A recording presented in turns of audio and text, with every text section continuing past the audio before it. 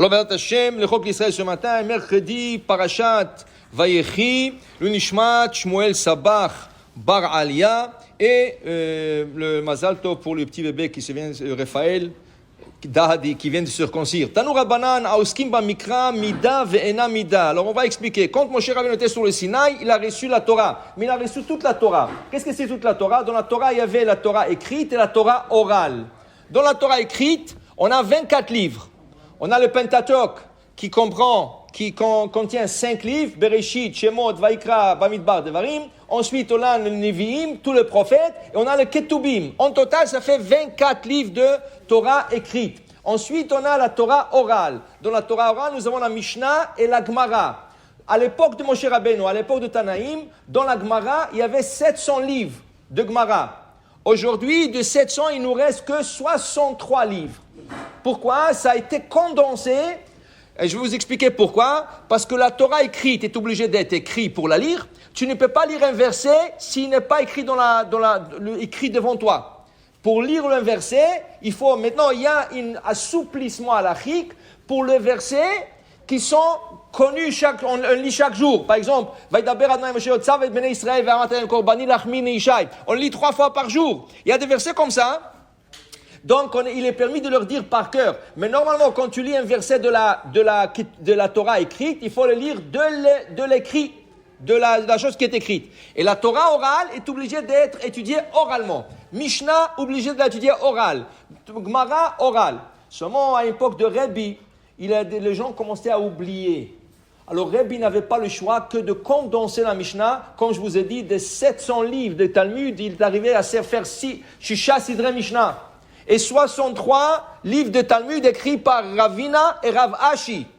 Et ils ont condensé tout, ils ont écrit. Alors maintenant, ici, tu dis, Tanu Rabbanan, Chachamim nous enseigne de la Gemara. Aoskim Ba Mikra, ceux qui vont étudier le Chumash, le Mikra, Mida, Ve'ena Mida. C'est bon, mais ce n'est pas le meilleur.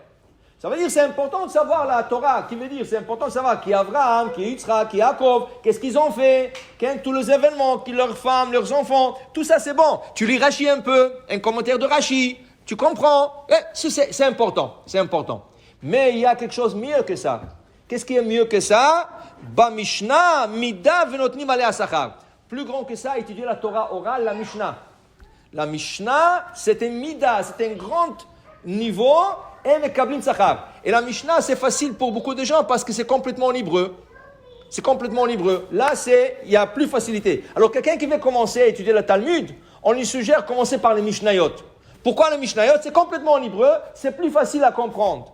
Et là, après, Gemara, étudier la Gemara, c'est la meilleure des choses. Seulement, les gens le trouvent un peu difficile. Pourquoi? Parce que c'est en araméen. La majorité est en araméen. Et en plus de ça, la structure de la Gemara, c'est question, réponse, développement. Alors la Gemara, qu'est-ce qu'elle fait? Elle prend la Mishnah et le développe. Alors il y a beaucoup de gens qui ne veulent pas se casser la tête. Mais Baruch Hashem, maintenant les gens ne sortent pas, n'ont pas où aller. Prends une page. Tu n'es pas obligé de la faire toute la Gemara. En vérité, il y a des groupes qui étudient le Talmud en entier, les 63 livres, en 7 ans. Ça s'appelle Daf Hayomi. Daf Hayomi, ça veut dire une page par jour. Besheva Shanim, en 7 ans, Gomer et Kol Talmud, tu termines tout le Talmud. Okay? Mais, tu n'es pas obligé de le faire. Tu peux étudier une page dans 7 ans, si tu veux.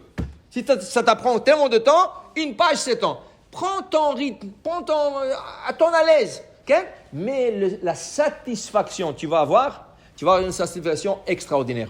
D'étudier une page de Gemara, même si tu n'arrives pas seul, avec un Havruta, avec un Rav, ou tu peux le faire sur l'internet, sur des cours en ligne, okay? Mais c'est une satisfaction extra. Pourquoi? Ça te donne l'archov de penser. Ah, il a dit comme ça. Pourquoi il a dit comme ça? Et l'autre, il attaque. Le rabbin, il dit non, c'est pas comme ça, c'est comme ça. Qui c'est qui a raison? Je suis les preuves.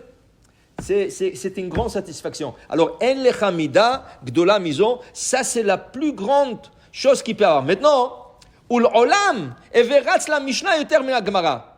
La Gemara continue en disant, tu sais, c'est mieux d'étudier la Mishnah. Une seconde.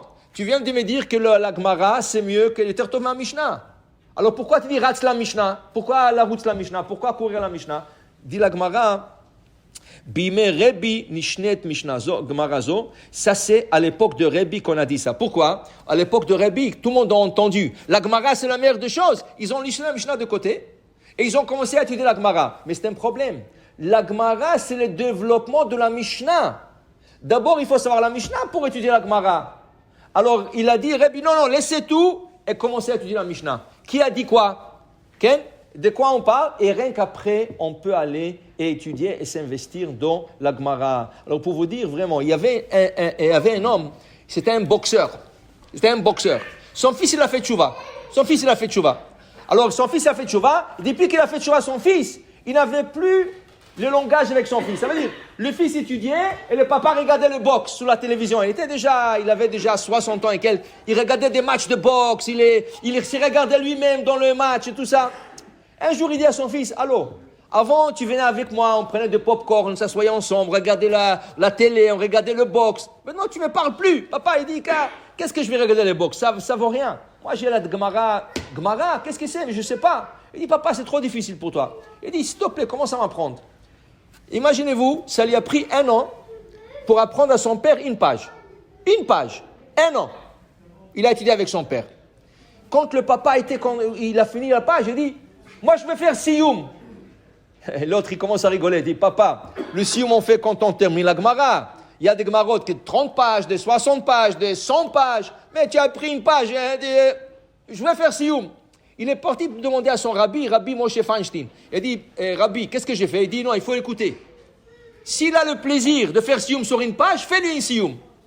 Il lui a fait Siyum. Ils ont fait une grande fête à la yeshiva. Ils ont mis tous les élèves. Ils ont fait le Siyum. Ils ont fait tout ce qu'il faut.